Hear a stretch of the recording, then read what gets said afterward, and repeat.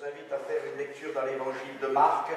Voilà, nous avons chanté ce chant qui dit « Il nous appelle les bras ouverts hein, », pas les bras fermés, hein, comme ça, repliés, en disant, souvent quand quelqu'un nous attend pour nous condamner, c'est comme ça, non? Non. Le Père a ouvert ses bras au Fils prodigue, qui sentait mauvais, qui avait ses habits déchirés, qui s'était souillé dans toutes sortes de choses, qui avait gaspillé l'héritage. Mais l'homme était encore là, et il y a eu un changement total pour ce garçon. Amen. Voilà, l'évangile de Marc, chapitre 1er, on va simplement lire quelques versets, à partir du verset 29. Voilà, Marc chapitre 1er, verset 29, en sortant de la synagogue, ils se rendirent avec Jacques et Jean à la maison de Simon et d'André. La belle-mère de Simon était couchée, ayant la fièvre, et aussitôt on parla d'elle à Jésus. S'étant approché, la fit lever en lui prenant la main, et à l'instant la fièvre la quitta, puis elle les servit. Le soir, après le coucher du soleil, on lui amena tous les malades et les démoniaques, et toute la ville était rassemblée devant sa porte. Il guérit beaucoup de gens qui avaient diverses maladies. Il chassa aussi beaucoup de démons. Il ne permettait pas aux démons de parler, parce qu'il le connaissait. Vers le matin, pendant qu'il faisait encore très sombre, il se leva et sortit pour aller dans un lieu désert où il pria. Amen. Voilà quelques versets qui nous parlent de l'activité de Jésus. Activité extraordinaire, activité de bonté. Bien sûr, nous savons que Jésus non seulement a guéri, il a chassé des démons, mais aussi il a annoncé la bonne nouvelle. J'aimerais pendant quelques instants vous parler de ce que Jésus veut faire dans nos vies, dans vos vies, dans ta vie, ami. Voilà. Et Jésus, bien sûr, guérissait les malades, il chassait les démons, il purifiait les lépreux, on le verra dans quelques instants. Mais aussi Jésus priait. Amen. Il était en relation avec son Dieu et Père, et il était là dans un esprit de service. Il n'était pas venu pour être servi, comme il le dira, mais pour servir l'humanité dans sa détresse, dans sa déchéance, dans son abaissement, afin que les pécheurs deviennent des saints. Je pèse mes mots, afin que les malades retrouvent la santé, que ceux qui sont dans les ténèbres trouvent la lumière. Amen. Nous avons dans les Écritures, et nous aimons parler de la guérison divine, parce que la Bible nous dit, c'est un texte fort, par ses meurtrissures, alors que Jésus va mourir à la croix du Calvaire, bien sûr, il va avoir toutes sortes de meurtrissures, même avant la croix, il va être blessé, il va être flagellé, etc. Et c'est le sacrifice suprême de Jésus, et l'Écriture nous dit, par ses meurtrissures, nous sommes guéris. Amen. Et je veux croire de tout mon cœur à la guérison divine. Corporelle, bien sûr, je m'entends. Et si quelqu'un cet après-midi sent des douleurs dans son corps ou est malade, nous voulons prier pour lui. Voilà, tout à l'heure nous prendrons un moment pour prier pour ceux qui le désirent. Et vous pourrez vous approcher là, et dans le nom de Jésus, nous vous imposerons les mains, et nous croyons que Jésus peut et veut vous guérir. Amen. Ce n'est pas simplement pour le temps passé, parce que Jésus-Christ est le même, hier, aujourd'hui, éternellement. Voilà, dans les cantiques, il était question de délivrance, des questions de l'action de Dieu. Notre ami qui a prié tout à l'heure a parlé de la guérison et du salut. Et c'est ce que nous voulons annoncer. Amen. Voilà, Jésus guérit, Jésus délivre. Là, il est question de la belle-mère de Pierre qui avait la fièvre. La Bible nous dit Jésus l'a pris par la main et la fièvre l'a quitté. Et elle a été tellement mieux, en pleine forme, qu'elle s'est mise à servir Jésus et ceux qui étaient là. Voilà, elle était guérie, totalement guérie, en une fraction de seconde.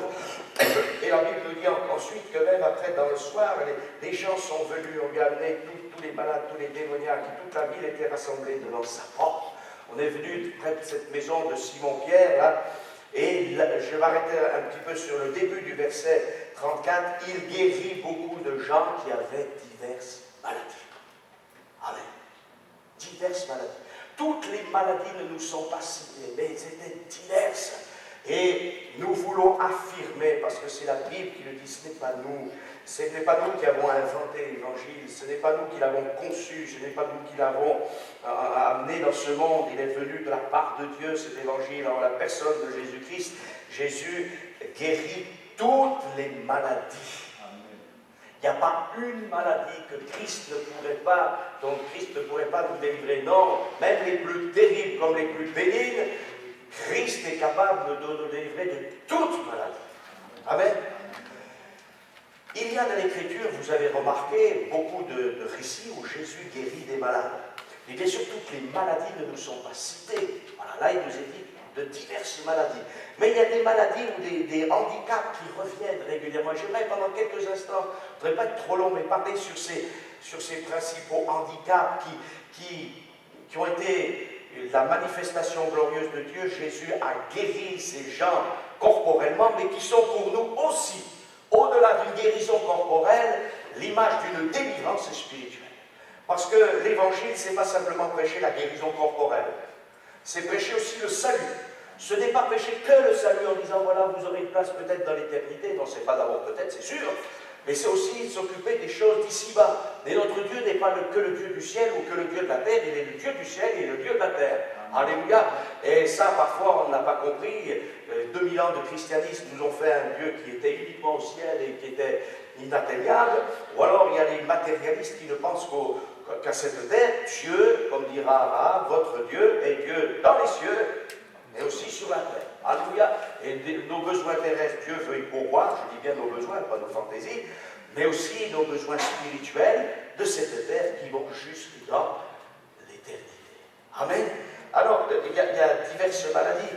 Là, il est question de fièvre, et c'est vrai que notre monde est en fièvre. Je crois qu'il n'a jamais été autant en fièvre qu'au XXIe siècle, avec toutes ces guerres, avec toutes ces folies, avec toutes ces agressions, avec ces mouvements de population, avec ces drames humanitaires, écologiques, etc., politiques, avec ces conflits religieux, avec ces conflits idéologiques, les armes sont ici et là, avec les détresses dans les foyers, avec la pédophilie, avec la violence conjugale, etc. Et jamais le monde n'a connu tant de trafic d'êtres humains, même si on a décrété toutes sortes de lois contre l'esclavage, contre ceci, contre cela, mais ça ne change rien. Et notre monde est dans la fièvre. Et Jésus veut que nous ne soyons pas dans la fièvre, mais que nous puissions retrouver nos esprits. Parce que vous savez, quand on est dans la fièvre, ce qui se passe quand la fièvre devient trop élevée, et puis on délire. Et notre monde est dans une sorte de délire, d'ivresse. Et seul Jésus peut faire baisser la température, pour qu'il y ait la bonne température. Alléluia. Alors dans notre vie, des fois, on ne sait plus, ça monte en degrés, j'oserais dire, dans degrés de difficulté, de problèmes. Et c'est comme une fièvre, on ne sait plus ce qu'il faut faire, s'il faut vivre, s'il faut mourir, s'il faut faire ceci, s'il faut faire cela. Et on est comme handicapé, bloqué. Et Jésus veut nous délivrer. Amen. Alléluia. Et la parole de Dieu est là. Jésus a pris la main de la belle-mère de Pierre, l'a fait lever, et la fièvre l'a quitté. Saisissez la main de Jésus. Saisissons la main de Jésus. Même nous qui sommes des croyants, n'oublions pas qu'il veut nous prendre par la main. Alléluia. Non pas pour nous conduire dans des sentiers de folie, mais pour nous conduire dans la vie et dans la vie éternelle. Amen. Il y a aussi d'autres handicaps ou d'autres maladies qui reviennent très souvent. Il y a notamment la cécité, être aveugle. Quelque chose de terrible d'être aveugle. Et on a dans les évangiles un récit sur lequel tous les prédicateurs de l'évangile ont parlé, c'est le récit de Bartimée, de cet homme qui était là au bord du chemin, donc à Jéricho, et Jésus va passer par là. Il est aveugle, mais il a entendu parler de Jésus, il a entendu parler de ses prodiges, de ses miracles, et lorsque Jésus va passer, il va crier, il veut voir la lumière. Amen. Il veut voir. Il ne sait pas ce que c'est que les couleurs, il ne sait pas ce qu'est le visage de l'enfant ou de la grand-mère, il ne sait pas, voilà, et il veut voir la lumière. Il veut voir comme les autres. Et s'il y a quelque chose d'important, c'est aussi ce qu'est Jésus. Amen. La Bible nous dit l'évangile de Jean, et la lumière est venue chez les siens. Amen. Et tant qu'on ne connaît pas Jésus, on n'a pas la réalité des choses. C'est pas vrai. On est aveuglé. Voilà. Et il y a des gens, même dans leur rite initiatique, pour soi-disant faire progresser la société, ils se mettent un bandeau. Hein, voilà. Alors, bon. D'ailleurs, c'est tout à l'envers dans ces rites initiatiques. C'est toute une... voilà, c'est être rétrograde quelque part. Mais Jésus ne veut pas que nous restions dans les ténèbres. Le prince des ténèbres spirituelles, morales, mentales, c'est le diable. Et le diable, c'est celui qui veut régner dans les ténèbres. Et quand on est dans les ténèbres, on ne voit pas la réalité, on ne voit pas la saleté, on ne voit pas la souillure, on ne voit pas les endroits dangereux. C'est pas vrai. Qui ne s'est pas un jour fait mal parce qu'il n'avait pas allumé l'endroit où il était en train de circuler, hein? Des fois on dit, oh, c'est pas la peine d'allumer, je le connais, et clac, et on se tord une cheville, et on dit, voilà, pourquoi? Parce qu'on a besoin de lumière, voilà, un minimum pour se diriger. Et Jésus dit, je suis la lumière du monde, voilà. Je crois que nous préférons, d'ailleurs c'est reconnu, qu'il y ait de la lumière, hein. Aujourd'hui on soigne les gens avec l'excès de lumière quand il fait sombre, l'hiver, voilà. Rien de plus terrible que de vivre toujours dans le gris, dans le demi-teinte, voilà. Et vous avez remarqué la lumière, quand on commence là au printemps, même, voilà, il y a une pleine lumière, on voit les choses, on voit notre misère, c'est sûr.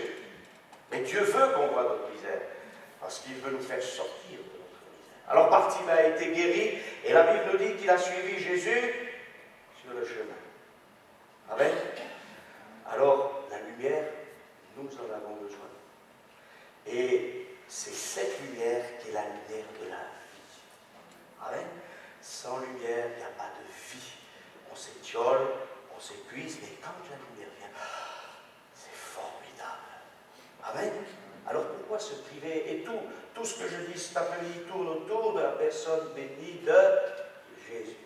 S'il y a quelque chose de terrible, c'est la cécité, mais s'il y a quelque chose de terrible aussi, c'est la surdité, le mutisme. Et vous avez remarqué aussi que dans la parole de Dieu, Jésus a ouvert les yeux, les oreilles du sourd, et il a fait parler la langue du muet. Amen, c'est souvent lié, malheureusement, c'est de handicap. Et ça, c'est très, très, très important. Je crois que parfois, on a beaucoup insisté sur la cécité en disant Jésus est la lumière.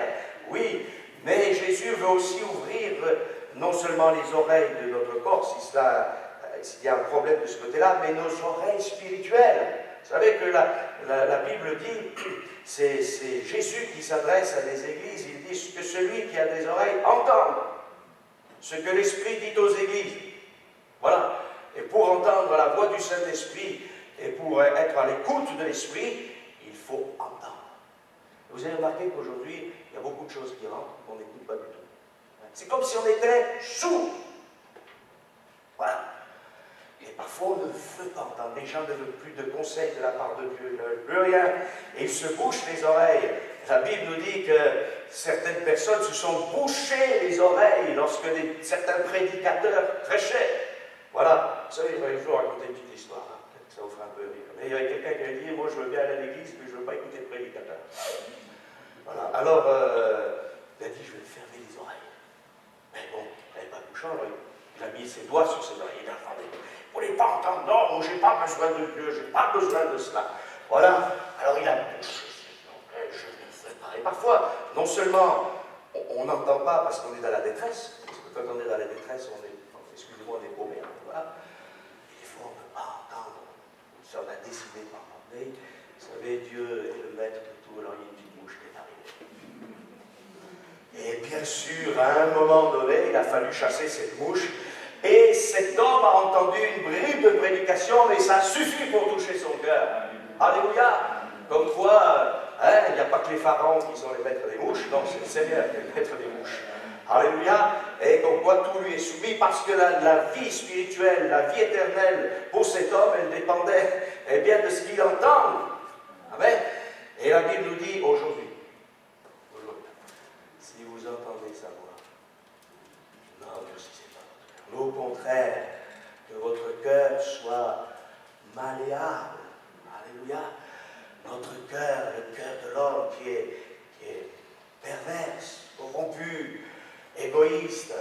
Mais le Seigneur veut, au travers de l'écoute de l'Esprit de la parole de Dieu va être touché jusqu'à notre cœur. Amen. Alors Jésus a ouvert les oreilles des sourds, il a ouvert les yeux des aveugles, afin, et c'est ce qu'il veut faire, un homme qui suit Jésus, il voit la lumière, il entend la parole de Dieu, et cette parole de Dieu qu'il peut lire, la Bible, ou cette parole qu'il entend par la prédication, eh bien elle va lui faire du bien. Amen. Moi j'aime entendre la parole de Dieu, j'aime lire la parole de Dieu, parce que cette parole, elle est véritable. Amen. Alors, il ne faut pas boucher ses oreilles. Il faut être à l'écoute. Parfois, on écoute toutes sortes de choses dans notre monde. Et là, il faudrait peut-être boucher ses oreilles. Hein. Mais soyons aux écoutes de la parole de Dieu, aux écoutes de l'Esprit. Mais il y a aussi quelque chose, c'est que parfois, on peut entendre, mais on a de la difficulté à parler. Pas facile de parler. Et vous savez, il y a quelqu'un, l'adversaire de nos amis, ne veut pas que nous parlions. Alors ça ne l'aide pas du tout. Il y a des gens, d'ailleurs, sont un peu bizarres, ils disent, voilà, des soi-disant exorcistes, chasseurs de démons, ils disent, nous on parle aux démons, moi ça ne m'intéresse pas de parler aux démons. Excusez-moi. Par contre, parler à Dieu. Voilà. Jésus ne nous a pas dit de parler aux démons, lui il a parlé avec les démons, mais c'est le Fils de Dieu. Nous on chasse les démons dans le nom de Jésus, c'est Jésus qui les chasse. Mais parler avec Jésus. Et les disciples avaient bien compris. Les disciples diront, enseigne-nous à prier. Les disciples demanderont des choses. Pourquoi ceci? Pourquoi cela? Et Jésus va leur répondre. La prière, c'est quelque chose d'extraordinaire. Et je pose mes mots, hein, extraordinaire. C'est pas ordinaire la prière. La prière à Dieu, dans le nom de Jésus, c'est quelque chose d'extraordinaire. C'est pour ça que l'adversaire ne veut surtout pas que nous puissions nous exprimer devant Dieu. Même il nous donne toutes sortes de théories. Non, Dieu est trop grand, Dieu ne veut pas t'entendre, Dieu n'a pas le temps, etc. Non, Dieu a le temps et il aime ses enfants et il les attend les bras ouverts. Alléluia. Et prier, ça va vous faire du bien et ça va être efficace. Voilà. J'ai eu l'occasion de rencontrer un psychologue chrétien récemment et il m'a dit, les Américains, parce que les Américains font des sondages surtout, eh bien, ils disent que quelqu'un qui a un repère absolu extérieur à sa vie va mieux dans sa vie. C'est pas étonnant, hein? Il y a des gens, vous savez, ils sont athées, ils ne veulent pas de Dieu, ni repère intérieur, ni repère extérieur. Mais les psychologues, les psychiatres ont remarqué que quand quelqu'un a un absolu, souvent c'est Dieu, et qui a une relation, et particulièrement ceux qui prient le Dieu vivant, alors ils vont mieux. Et c'est évident parce que la Bible nous dit, déchargez-vous sur lui de tous vos soucis, car lui-même prend soin de vous. Et la prière, c'est exposer nos besoins à Dieu, mais c'est aussi le louer, l'adorer. On n'est pas dans un monde d'adoration, on est dans un monde de revendication, dans un monde, mais on est toujours insatisfait. Plus, des droits, aucun devoir. Mais quand on devient croyant, on réalise qu'on peut remercier le Seigneur. Et quand on est dans le besoin, on peut exposer aussi nos besoins. Parce qu'il le dit dans sa parole. Mais l'exposition de nos besoins va se faire avec action de grâce. Parler. Ce qu'on attend d'un enfant, c'est qu'il parle. Sinon, il est bloqué. On va dire, il y a un homme qui a été appelé par Dieu et Dieu lui dira, mais je ne peux rien faire pour Israël. Envoie quelqu'un d'autre. Moi, j'ai la langue embarrassée. Et Dieu lui dit, mais c'est pas moi qui ai créé la langue. Et pourquoi Dieu donne comme signe initial du baptême du Saint-Esprit par la langue? Pourquoi croyez-vous qu'il utilise ce moyen? Parce que c'est une puissance, la parole. D'ailleurs, une parole, ça peut faire un mal extrême. Nous savons que tous les grands orateurs, les grands dictateurs savaient parler, savaient manipuler les foules. Mais il y a quelqu'un qui est au-dessus de tous les orateurs, qui est au-dessus de tous les tribuns, qui s'appelle Jésus, au point que les gens diront jamais homme.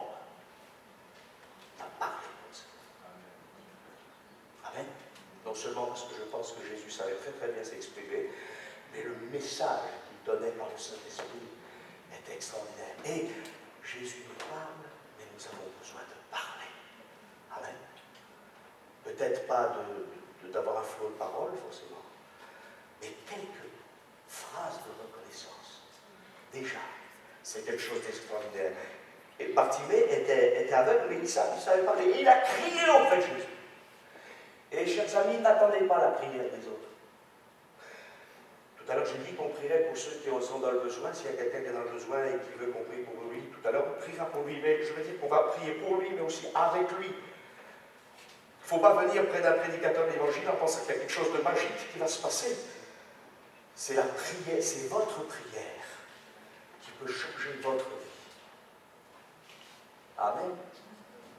Alors quoi de plus extraordinaire que de pouvoir parler? Amen. De pouvoir parler et même de dire comme cet homme, viens au secours de mon incrédulité. Et Jésus intervient. Amen.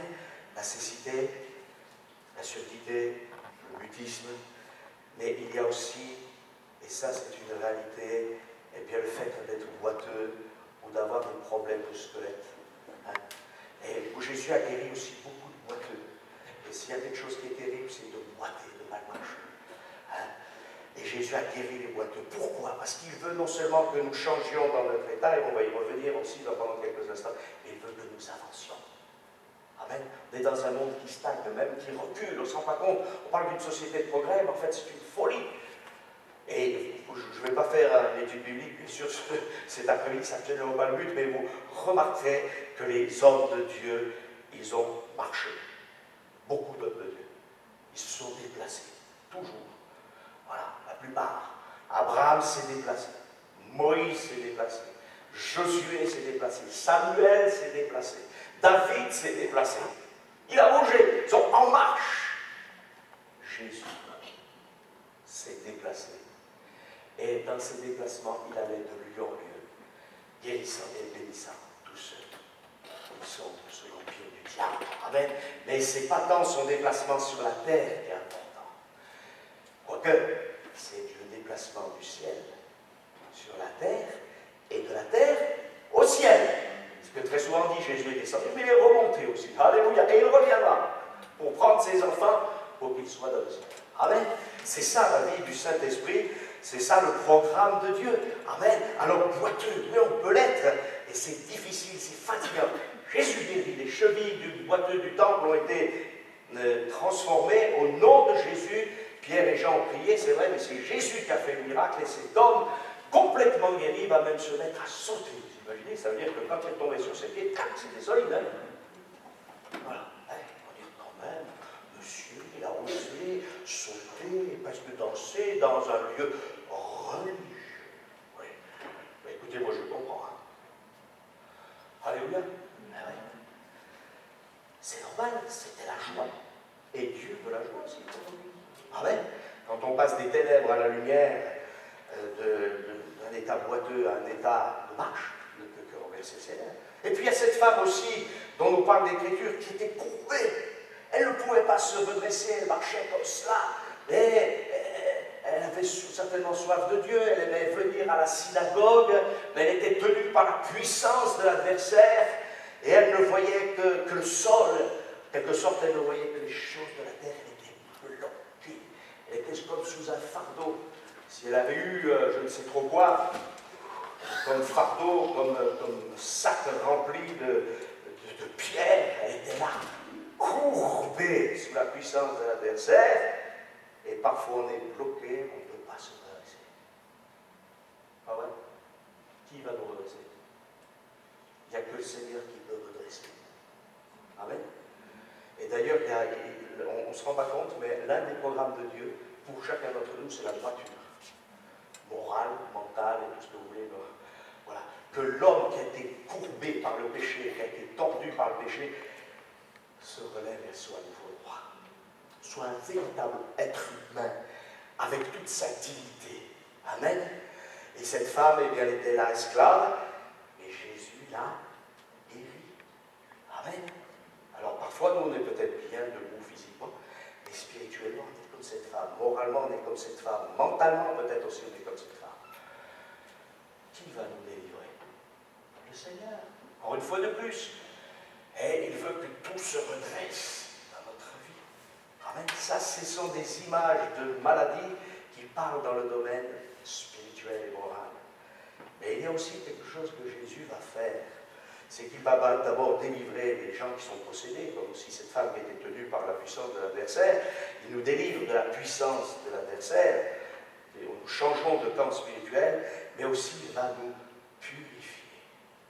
Amen. Et à plusieurs reprises, Jésus va purifier des lépreux.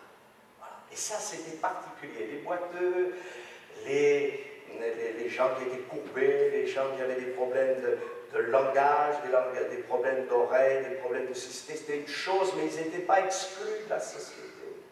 Mais le lépreux, il était exclu de la société, il est en dehors de la société. Il y a des lépreux qui vont oser venir près de Jésus, très près de Jésus. On peut se dire, mais ils sont en train d'enfreindre la loi. Oui, mais ils crient grâce. Et oui, c'est ce qu'ils veulent. Dit cette loi de notre souillure, elle est terrible. La loi qui nous exclut de la société, elle est terrible. Seigneur, fais-nous grâce. Amen. Et là, ils ont tout compris. Ils ont tout compris, ces gens-là. Alors, je ne sais pas s'ils avaient fait, si théologiquement ils ont compris. Ça, je ne sais pas. Moi, je pense que pratiquement, c'est ça qui est beaucoup plus important. Ils ont compris. Il y a une chance encore, c'est Jésus. Et ce n'est pas par nos mérites. Parce que nous, ne rien présenter. Et Jésus est venu pour les pécheurs que nous sommes. Amen. Et qui pourrait dire cet après-midi, moi je suis digne de recevoir quelque chose de la part de Jésus? Rien, c'est pas possible. Hier après-midi, je réfléchissais, je méditais, je disais, mais quelle folie quand les hommes essayent d'être au-dessus des autres hommes, vous savez, avec une petite gloire qui va passer dans 3 jours, dans 3 ans, dans 30 ans peut-être, parce qu'une fois ça dure, hein, la gloire des hommes, hein, les grandes stars, entre guillemets, mais c'est des étoiles filantes, tout passe, mais la gloire de Dieu, elle demeure. Amen. Et ce Jésus qui autrefois guérissait tous les malades, toutes les maladies, il est capable de nous guérir corporellement.